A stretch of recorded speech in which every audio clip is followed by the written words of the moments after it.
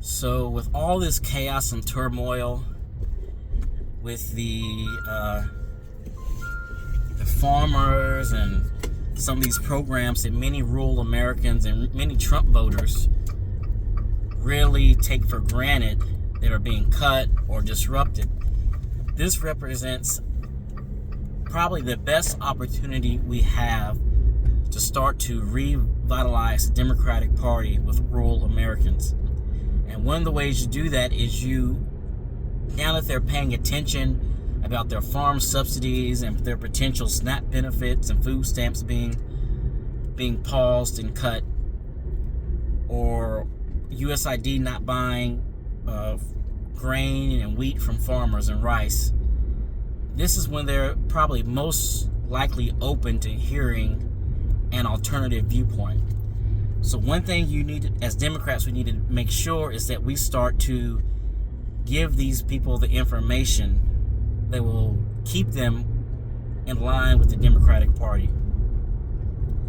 So you can't do a hit and miss, talk about it and leave, because what's going to happen is Donald Trump's going to get all these people back when he starts to pull at their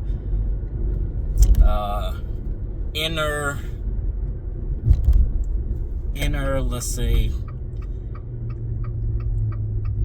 inner prejudices that we all have on some level.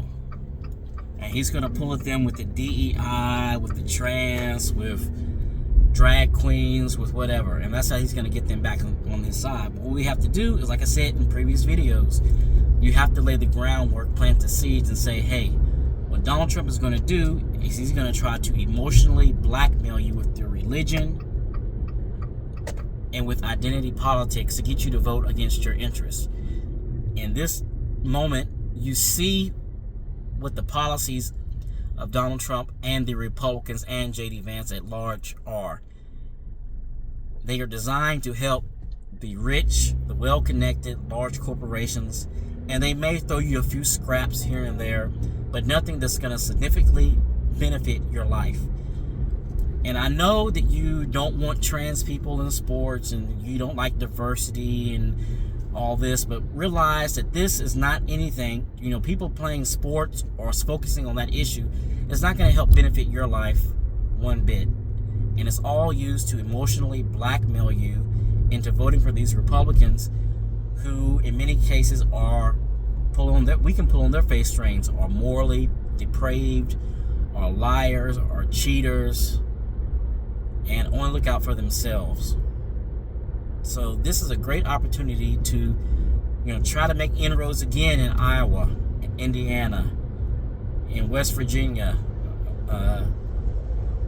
Louisiana, some of these rural states. And you may not win the states in total, but you can get maybe 1 or 2 congressional seats out of it. You may start the process of maybe getting a Democratic senator from one of these states, if not in this election, in the future. But you have to start laying the groundwork somewhere. And Donald Trump, with the crazy stuff he's doing, and when it starts to hurt people and impact people's lives, it is like fertilizer to help grow that Democratic message. And we have to have a message that appeals to them, but also lets them know how Donald Trump and the Republicans use their understanding of their faith, their interpretation of their faith, their life situation, their views on race and other issues to blackmail them into voting against their interests. And we have to say that over and over and over again. That way, once they see these Republicans doing it, they say, I may agree with them, but it's not really going to benefit me. And that's how you start to make leeway in situations like this. So please, Democrats, please don't miss this opportunity. And you see some of the farmers will come around and say, hey, I made a mistake. I didn't look into it. And those are the people that you try to get to. The ones that are too far gone, who double down, well, I don't agree with everything Donald Trump did.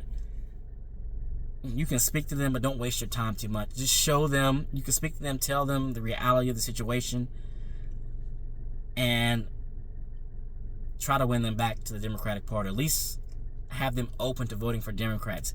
If not at the presidential level, maybe at the state or local level, in the congressional races that can help Democrats out later on.